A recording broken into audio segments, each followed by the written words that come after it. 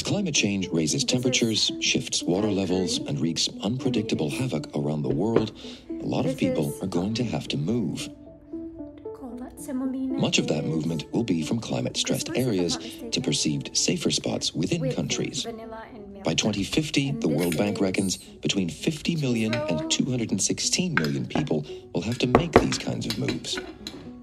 A lot of policies are focused on keeping people in place, adapting to the future climate impacts where they are. But sometimes, moving is actually better.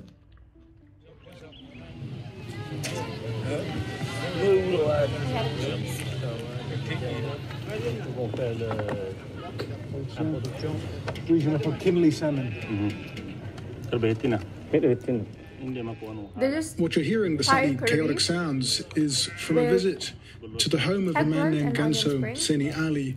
He's the chief of a group of herders from rural Niger. Kinley Salmon is our West Africa correspondent.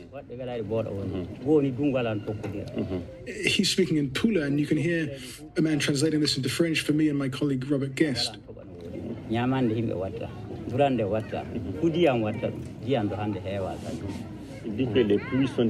Mr. Ali is a leader of a group of herders. A much older man, he took to us squatting just outside a tent, wearing a kind of traditional Pula hat with a very friendly, gap-toothed demeanor. And he was explaining how the seasons are just not as good as they used to be where he's from.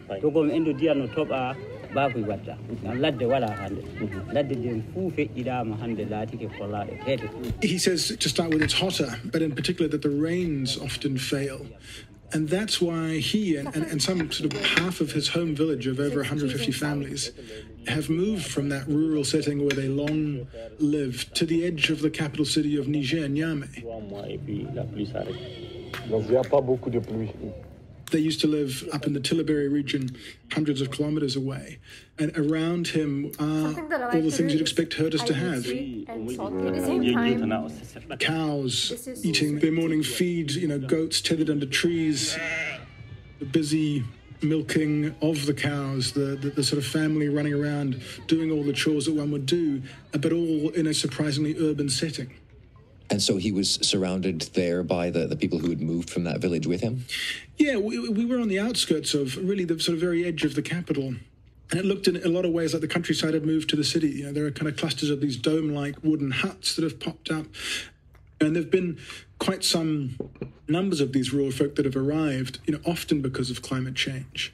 And one of the things that has driven this group of people to the city is conflict. The drought, where they're originally from, has increased conflict between herders and sedentary farmers who are sort of fighting over similar resources of land and water where they want to graze, in the herders' case, or grow crops for the farmers.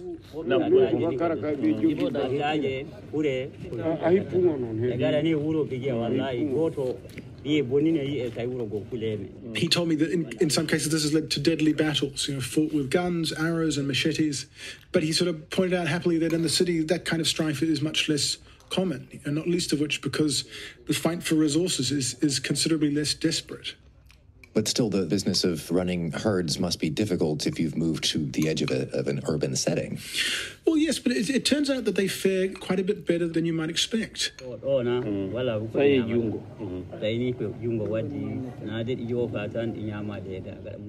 Ali described how they take their cows out in the mornings, and in fact they did this as we were visiting, to graze on the edge of the city where there is a bit of grazing space on the outskirts, and they find extra food for their animals by knocking on doors in town and taking the vegetable scraps that people might otherwise throw out for their cattle and goats.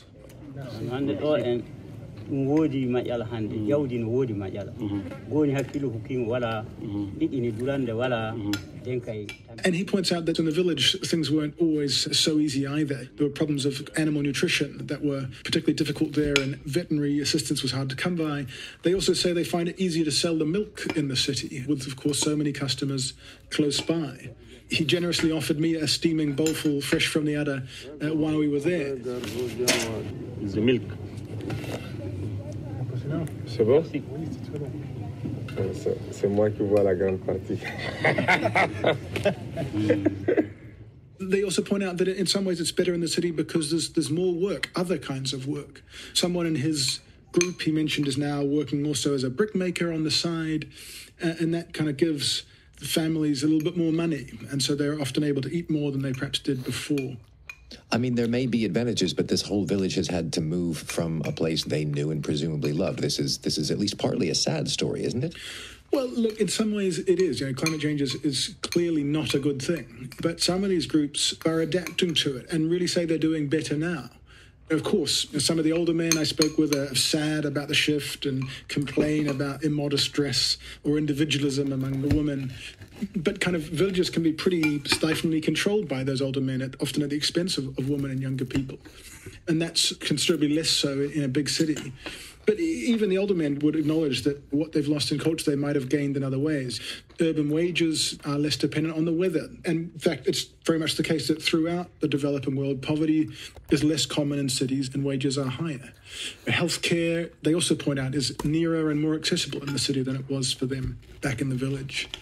And even kids, there are benefits there too. Many more of them are likely to go to school in the city simply because there are more schools and they're easier to get to.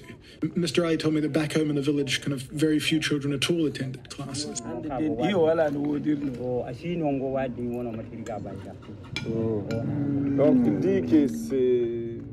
He reckons that in Niamey now, school attendance has got up to about 30% or so among his group. That's still low, but it's a lot better than none. Donc il amène les vaches ici, il fait la traite, il vend le lait aussi. And now pretty much every country in the Sahel, the arid strip below the Sahara where you also find Niger, is racked by multiple insurgencies. But by moving into town, Mr. Ali and his group is avoiding a lot of that strife and benefiting in other ways from doing so. And so you'll see that same dynamic playing out throughout the Sahel and in other regions that are affected by climate change? Well, it's possible. I think much will depend in terms of how positive and how much benefit can come from shifting into town and whether governments help set up their cities to allow migrants to come and settle, help them to sort of find employment and integrate.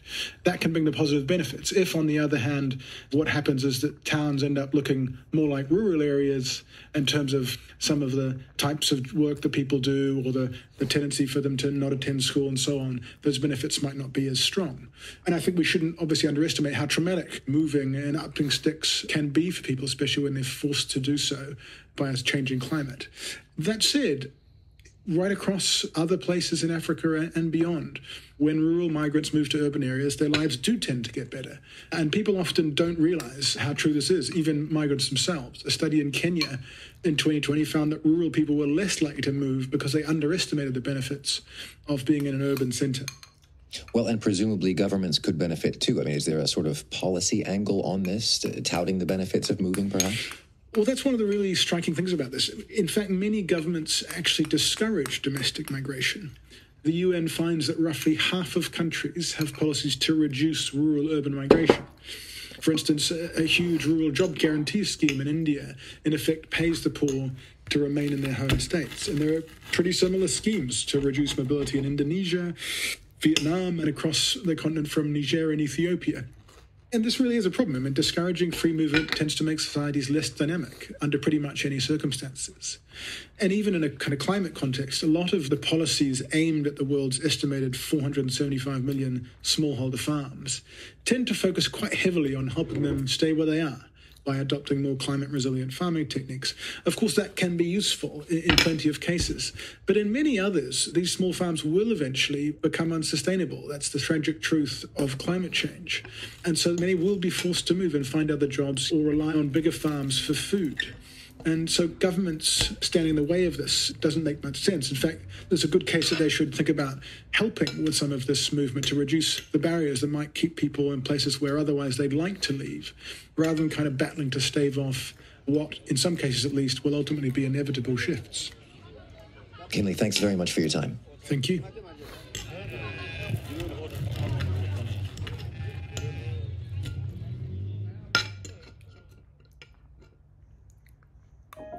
If you enjoy our podcasts, we think you should know about an app from The Economist called Espresso. It offers concise takes on big global stories. The World in Brief gives you the very latest news in bite-sized form, updated throughout the day. There are 5 short articles offering quick reads and analysis on critical developments. There's a daily chart, a fact of the day, a quote of the day, a little brain-teasing quiz. It's a diverse little digest to get you primed for the day in just a couple of minutes. If you already subscribe to The Economist, Espresso is available to you now. If you don't, go to economist.com/getespresso app to find out more.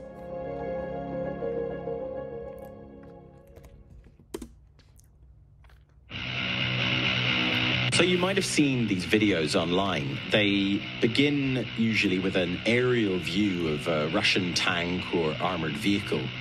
There's often heavy metal music banging away in the background as the camera view hovers over this tank, and then somewhere on the edge of the frame, a mechanism flicks and a grenade falls, sometimes right into an open hatch of the tank, and the whole thing explodes.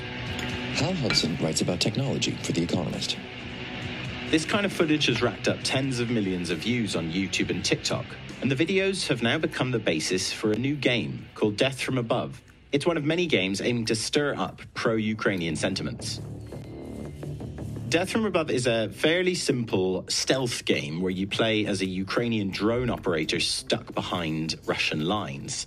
The goal of the game is to sneak up to Russian army bases and basically destroy as much of the infrastructure around them as you can by pounding them with grenades.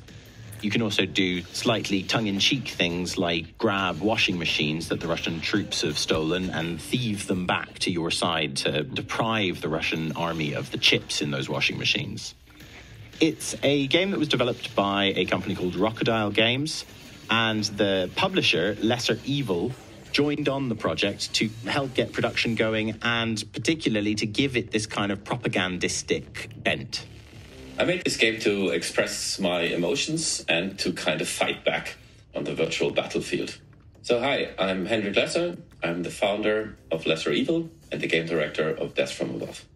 I was always interested in history and politics, so I was very familiar with how the different sides in time made propaganda. Especially, I'm from Germany. I'm half German, a bit Dutch, and a bit Indonesian. So I had grandparents standing on different sides and during World War II. And I was always very fascinated by what we in Germany call the Wochenschau, and this idea to support morale of civilians, of the soldiers, I think is very dear to me. They will worship you as a god. No, you mustn't say it. You make me afraid of myself. One big inspiration is Charlie Chaplin's The Great Dictator, which some people in the press actually compare us to, which it's kind of nuts to me, but ultimately the intention is very similar. It's to boost morale and to ridicule the enemy. Games about war are nothing new. One of the most successful games of all time is the Call of Duty franchise. A weird war.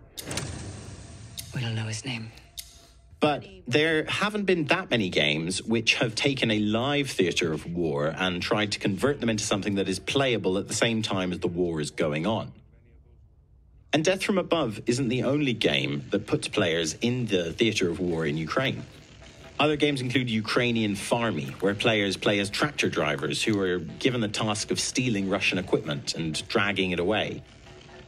It's inspired by viral footage in exactly the same way as Death from Above.